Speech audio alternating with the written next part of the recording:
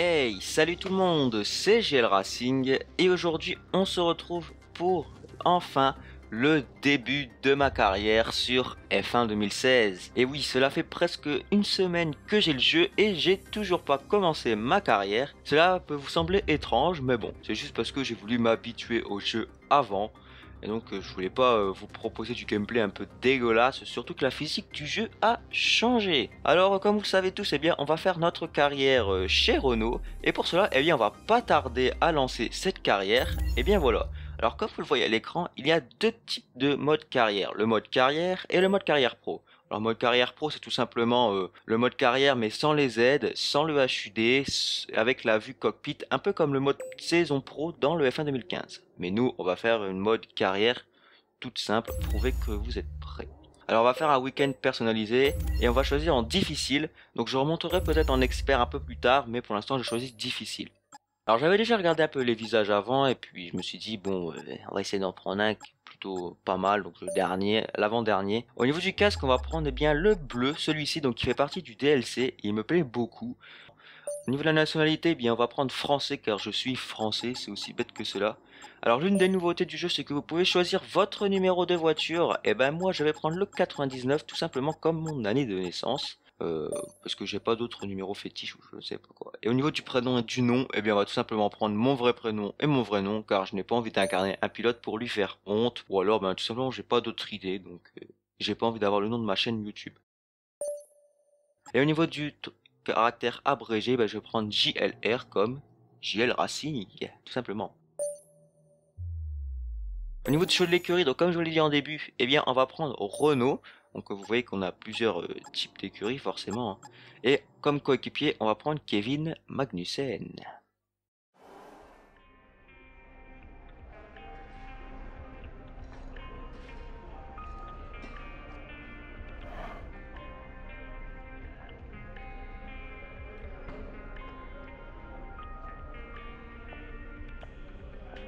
Alors c'est vous le nouveau phénomène? En tout cas, j'espère bien. Ça me facilitera la tâche. Je suis Emma Jenkins, spécialiste en droit des contrats et j'ai été engagée pour être votre agent.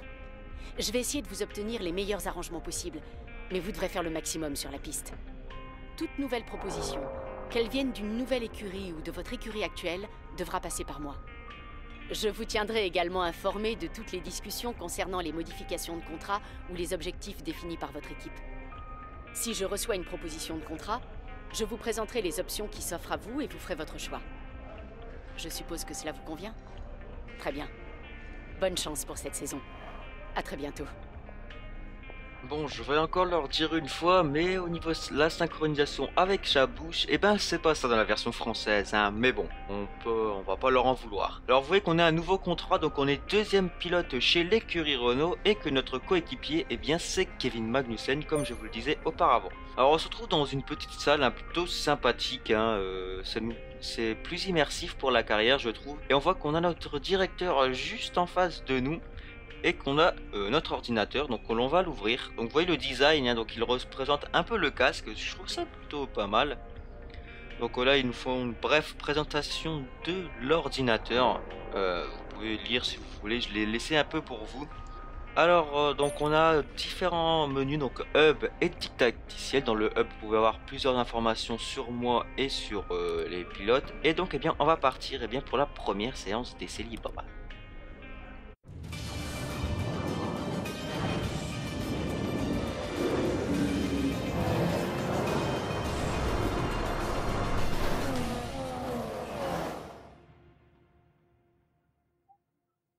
Bienvenue à tous nos téléspectateurs du monde entier, vous nous retrouvez pile au moment où la séance d'essai du Grand Prix d'Australie va débuter. Toute l'attention est naturellement tournée vers les pilotes, mais il est aussi indispensable que les mécaniciens fassent bien leur boulot, car une seule petite erreur peut influencer le résultat de l'équipe et des pilotes. Ces gars sont tellement méticuleux, ce sont des perfectionnistes. Ne croyez pas qu'ils ne ressentent pas la même pression que les pilotes. C'est une période intense pour toute l'équipe. Mais bien... Me voilà de retour pour les essais libres. Dans le monde impitoyable de la Formule 1, la séance d'essai libre est une étape incontournable de tout week-end de Grand Prix. Lors de votre carrière F1, vous pourrez mettre à profit ces essais libres pour terminer des programmes d'entraînement. Ils vous permettront de vous familiariser avec la piste et d'obtenir des points pour développer votre monoplace. Bonjour, mon nom est Jeff. C'est moi qui serai ton ingénieur pendant la course. On a du pain sur la planche, mais l'équipe croit en toi. Je suis persuadé que tout va très bien se passer. La voiture est prête. Tu peux prendre la piste dès que tu le souhaites. Donc eh bien, ils nous ont présenté rapidement les essais et ainsi que Jeff s'est présenté, le fameux Jeff que l'on retrouve dans tous les jeux de F1 de Goldmaster depuis le début. Alors vous voyez que nous n'avons pas trois petits programmes à faire pour gagner des points de ressources. Donc ces points de ressources vont permettre d'améliorer notre voiture. Et dans la dernière case, vous avez les objectifs que vous avez pu lire un peu. Alors nous allons nous intéresser au programme de reconnaissance du circuit. Alors nous allons quitter tout simplement le garage, mais le programme commencera dès la fin du tour suivant. Donc alors c'est pour ça qu'on va se retrouver juste à la fin de ce tour pour commencer ce fameux programme. Alors nous voici à la fin de ce tour et donc on va commencer le programme de reconnaissance du circuit. Donc vous voyez que nous avons 3 tours et vous allez voir à quoi consiste ce programme. Donc le programme va consister tout simplement à passer à travers des portes afin de prendre la meilleure trajectoire possible et ça nous permet de nous entraîner au circuit. D'ailleurs on voit qu'on doit activer le DRS à temps et en fait plus vous allez réussir à passer dans les portes et mieux vous allez avoir de points et donc vous allez réussir à avoir les fameux points de ressources à la fin. Alors vous avez 3 couleurs, vous avez le rouge, le vert et le violet. Alors le rouge c'est à dire que vous avez complètement foiré votre virage, le violet c'est que vous avez très bien réussi et le vert on va dire que c'est tout simplement réussi entre les deux. Alors là on voit qu'on arrive à bien passer les portes mais on voit qu'au deuxième virage on a eu du rouge, on a glissé tout simplement. Donc là on arrive au 9e virage et on glisse mais on arrive à prendre la porte et on ressort plutôt bien. On reprend encore une fois ici la porte au virage 10. Donc là on va arriver dans cette longue courbe que je prends facilement en 7ème vitesse. Même si vous voyez que le rapport a été un peu bugué. Donc là cette fameuse chicane qu'on l'en prend bien aussi. Elle est un peu plus dure cette chicane. Il faut bien régler la voiture pour ce circuit. Alors je vous ai pas montré le setup que j'ai. Mais c'est pas très grave. De toute façon il est pas si bon que ça. Mais pour moi il me va parfaitement bien. Donc c'est juste un setup que j'ai été récupéré sur internet parce que je suis un peu nul en setup. Alors si vous avez des setups à me proposer, n'hésitez pas. Alors qu'on arrive sur la fin du tour et qu'on a eu que seulement un seul rouge, donc c'était au deuxième virage. On active le DRS mais pas forcément à temps pour avoir le violet et on finit ce fameux tour. On dirait que tu commences à connaître le circuit. On va essayer de peaufiner les virages. Si tu enchaînes plusieurs virages de suite, tu gagneras des points bonus. Alors on se retrouve au dernier tour du programme de reconnaissance du circuit. Alors au deuxième tour, j'ai pas réussi à avoir le score visé de 470 pour avoir les 50 points de ressources. Est-ce qu'on va réussir ici? Je sais pas. Parce qu'on a activé un peu trop tard le DRS et donc s'il s'est allumé en rouge, donc là on va avoir la deuxième. Et donc vous voyez qu'on a 430 plus 30, donc non, on n'aura pas cet objectif et donc on n'aura pas les 50 points. Dommage pour nous, on n'en aura que 30 et on se retrouve tout de suite pour la deuxième séance d'essai libre.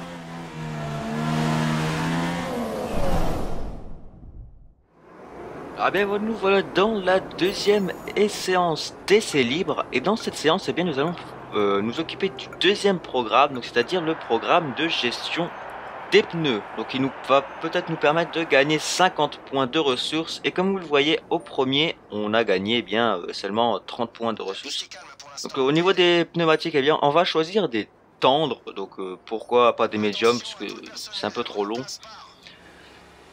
Donc comme tout à l'heure on va se retrouver à la fin de ce tour pour commencer ce fameux programme de gestion des pneus et pour voir à quoi cela ressemble. Et espérons que l'on va gagner ces fameux 50 points et pas 30 comme pour la reconnaissance du circuit. Donc on sort des stands et on se retrouve tout de suite après pour la fin de ce tour.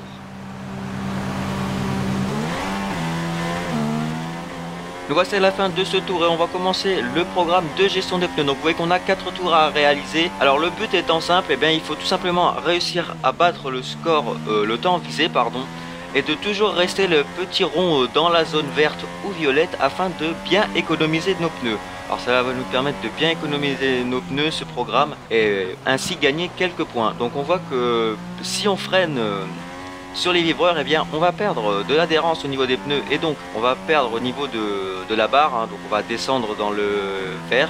Donc là, on est revenu dans le violet. Il faut faire attention à ne pas bloquer les pneus parce que c'est ça qui va vraiment beaucoup user vos pneus. Donc là, on prend plutôt bien. On reste dans le violet, c'est plutôt pas mal. On va arriver dans cette fameuse chicane. Est-ce qu'on va bloquer les roues? Non, tant mieux pour nous d'ailleurs, c'est comme ça on n'abîme pas les pneus et on voit quand même que ça augmente au niveau du violet et c'est vraiment pas mal. Alors comme je vous parlais au début, hein, au niveau du setup, c'est bon, je trouve qu'il est plutôt pas mal. Donc c'est un setup que j'ai été chercher sur YouTube. Donc si vous avez des setups à me proposer, n'hésitez pas, ça pourrait grandement m'aider, surtout que je suis nul en setup. Je connais un petit peu l'aérodynamisme, hein, donc je peux un peu régler les ailerons, les suspensions, etc. mais au niveau des différentiels, freins, etc., je suis un peu nul, quoi. Quand on revient sur le tour, donc là, on voit qu'on est à fond dans le violet, donc c'est qu'on a vraiment bien économisé nos pneus. Et en plus, on est dans le temps visé, c'est vraiment plutôt pas mal. Mais comme vous l'avez pu le constater, il était marqué temps visé, pas vissé. Encore une erreur du jeu, mais bon, c'est pas très grave, de toute façon... L'orthographe, c'est pas forcément ce qu'on garde le plus. Donc bien, on a gagné 15 points lors de ce tour et notre objectif c'est 35. On retrouve à la fin de ce programme et comme vous voyez, on a réussi à faire le score visé des 45. Donc cela veut dire que là, nous avons nos 50 points de ressources. Je suis assez content. Hein. Donc on voit que le temps repasse au rouge mais repasse rapidement au violet. Et donc eh bien là, on va peut-être même réussir à avoir encore plus de points que prévu. Donc là on est dans le vert, est-ce qu'on va réussir à revenir dans le violet? Et non. Donc on a obtenu 55 points sur 60, mais 45 étaient suffisants pour avoir les 50 points de ressources. Donc je suis assez content d'avoir réussi cet objectif. Les participants ayant tous franchi la ligne d'arrivée, je vous rappelle le top 3, Raikkonen, Rosberg et Daniel Ricciardo. Nous en avons terminé avec la séance d'essai libre, nous espérons vous retrouver bientôt. Alors au niveau de cette séance, eh bien on termine 7ème, donc c'est plutôt pas mal, même si avec une Renault c'est un peu bizarre, mais comme je vous l'ai dit, on est en difficulté difficile, et donc eh bien c'est un peu normal si je suis un peu plus haut que prévu. Alors vous voyez qu'on gagne des points de ressources à chaque fin de séance, donc là j'en ai gagné 88. Donc on se retrouve bien dans la salle où on était au début. Donc j'ai pas pu faire la transition entre la séance d'essai libre 1 et 2, tout simplement car j'ai eu un petit problème lors du record. Mais de toute façon, on voyait tout simplement le mec parler hein, et qui nous présentait les points de ressources, etc. Donc je pense que vous l'avez déjà tous vu. Donc c'est pas une très grande perte. Donc eh bien on va partir pour la séance d'essai libre 3. Donc on va ouvrir l'ordinateur, mais avant on va aller voir un petit didacticiel pour voir à quoi correspond le troisième programme que nous allons faire durant cette séance d'essai libre 3. Le programme de Sprinter disponible pendant la séance d'essai libre vous propose de battre un temps de référence qui correspond à une place donnée sur la grille de départ. Essayez de boucler 3 tours en mettant les gaz avec des pneus rapides pour réaliser un bon chrono.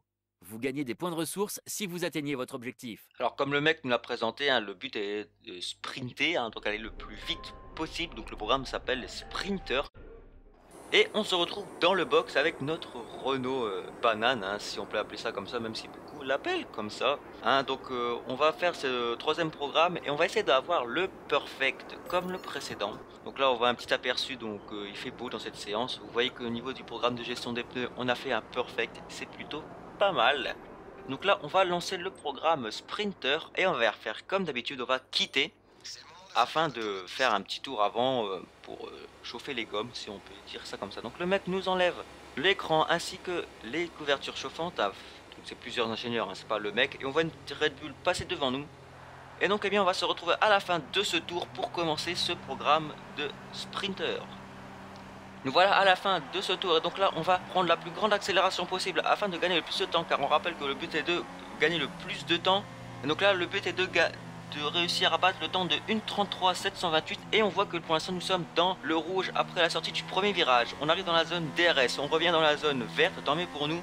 On va arriver sur le deuxième virage et on est dans la zone rouge rapidement, mais on revient dans la verte. Alors là on prend plutôt bien le virage en troisième, toujours en troisième, même si on peut le prendre en quatrième, hein, avec de bons setups.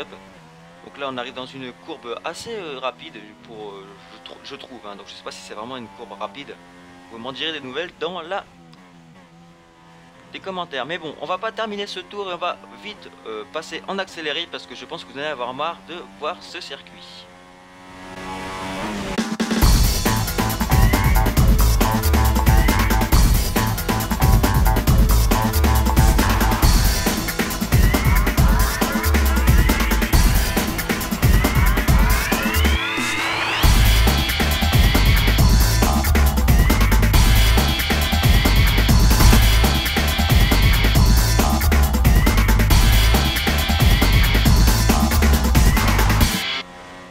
la fin du 3e tour. Donc comme vous le voyez, on a réussi à battre le temps lors des 2 premiers tours. Est-ce qu'on va réussir à faire de même dans le dernier tour?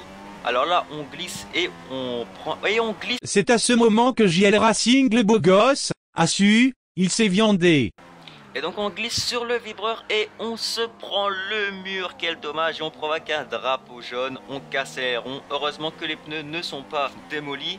Mais bon, cela ne nous permettra pas d'améliorer et donc pas d'avoir les 50 points et de ne pas faire un perfect.